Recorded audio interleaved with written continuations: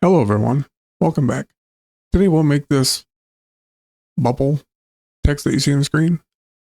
This was inspired by a guy named Rystal, Rystal. He's the one that, as far as I know, originally made it. We'll start out on the edit page. As usual, go to Media Pool, right click, New Fusion Comp.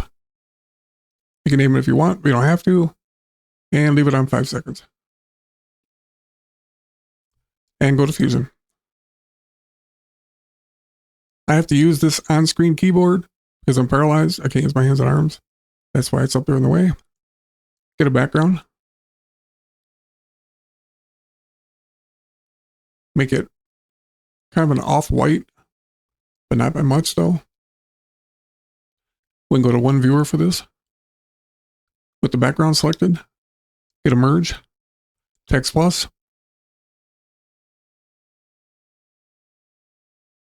Change the color of the text to black or something that's readable. Put the text you're liking in.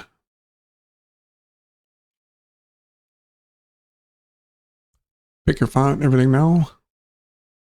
We are going to make a macro at the end, so you'll be able to save this or reuse it. I'm going to use Arial Rounded.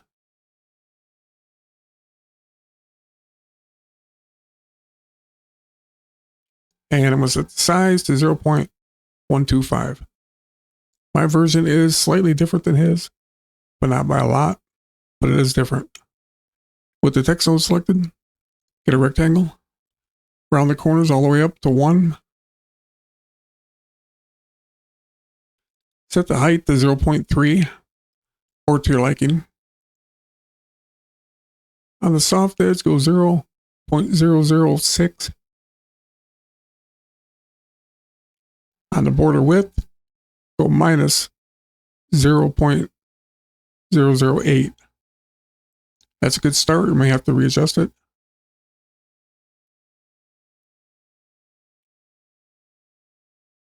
I don't have a middle mouse wheel to zoom in and out like you guys do on my controller.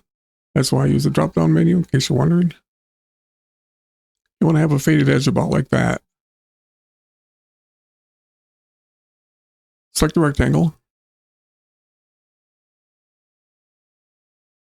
Come back to the center. Right-click on it. Modify width. XY path. Then go to the modifier. Delete both these keyframes. Right-click on the X. Modify width. Anim curves. Put the playout on frame 0. The offset will be the in. The scale will be the out. So take the offset back to where you're just off the screen. Then take the playout to the end. And take the mask where it's just off the screen on the right. Then highlight both of them.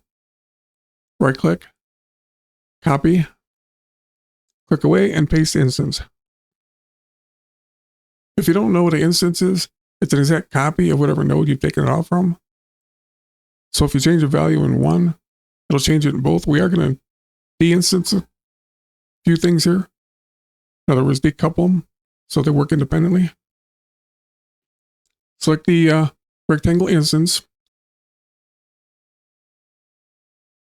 Right-click on the invert and de-instance. Then go back to the original rectangle and select the invert. Now all your text should be on the screen.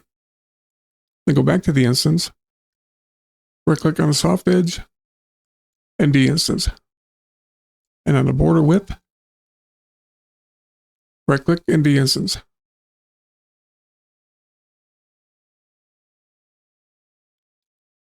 With the original rectangle selected,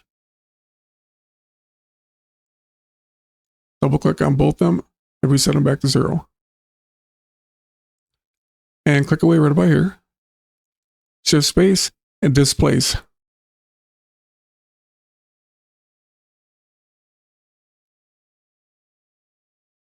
You want that one? You want to take the rectangle instance connected to the green input of the displays. which is the top, and then the instance on the text, put it in the yellow, which is the bottom. And connect that into there. Then select the displays and the refraction strength. As you'll see, when you raise that, the text in the mask is getting larger. I'm going to set mine to 0.6 or 0.5, somewhere in there.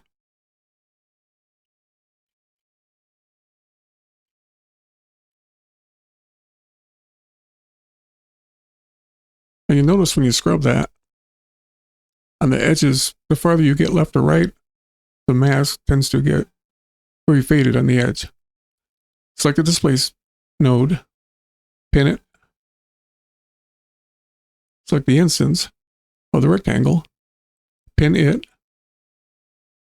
then come down here to the center, right click, expression, grab the pick whip from the plus sign, take it up to the center above and let go. And if you look at your mask now, you don't have that problem.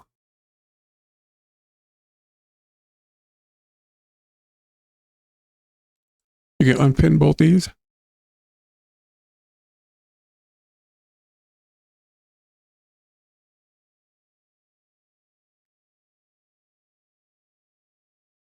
If you look at the end here, it looks a little bit deformed with the instance node selected. Take the border width. If you're having this issue, you may not. It was actually pretty close.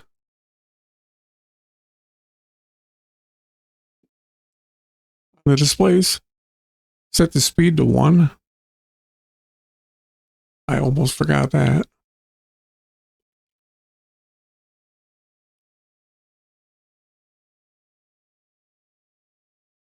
Now we'll look back at this again.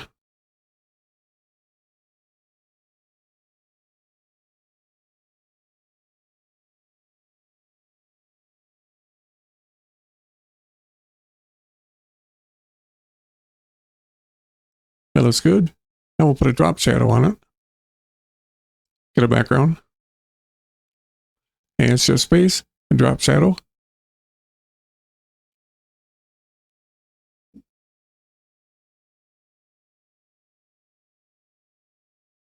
Merge it into there. Right click on the original rectangle. Copy. Click away right here. And paste instance. Plug it into there. And bring it down to the mask on the merge. Select the background. Go to settings. And select apply mask invert. Now you should have this. You see the drop shadow is on the outside of the bubble. So select the instance here, right click on invert, de-instance, and uncheck it. Select the drop shadow. On the drop angle, take it up to 75.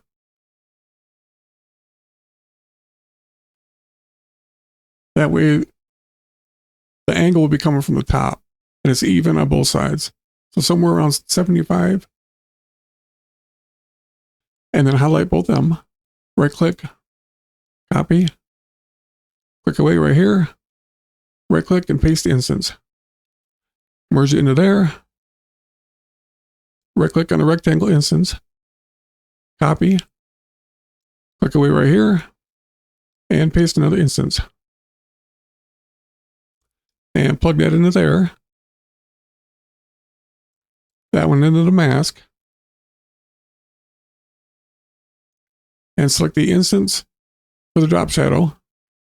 And get a transform. Then you want to hit flip vertical. Now if you look at it, it's even. So anything you adjust in this one, we'll do it in both.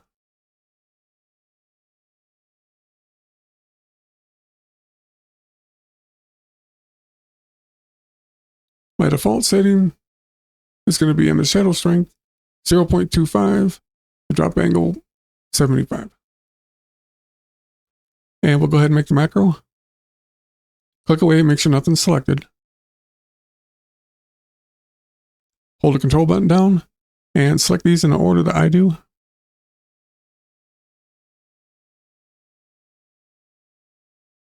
Then hit A on the keyboard. Keep the control button down. Deselect the media out. Right click on any one of the other nodes.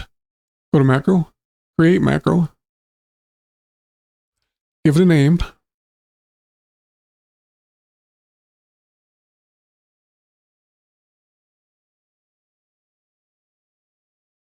And follow along.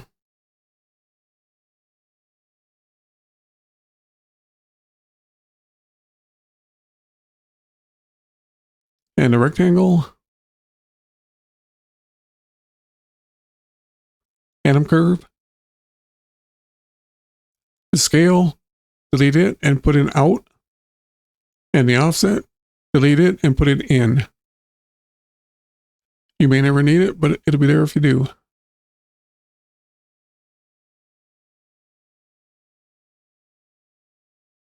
And displace, just a refreshing strength. Background, and drop shadow.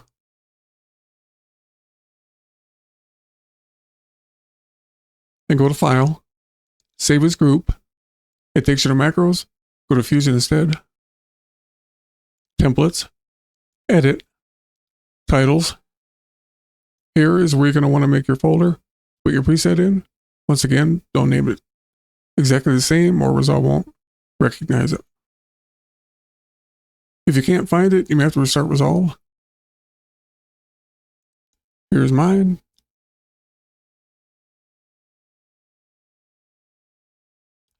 I'm not going to go over all these controls. If you want your text to be zoomed in more or less, use the refraction strength.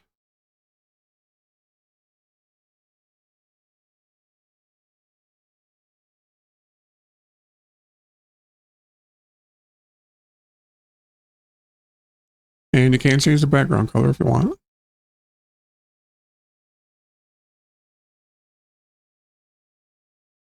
And your drop shadow strength.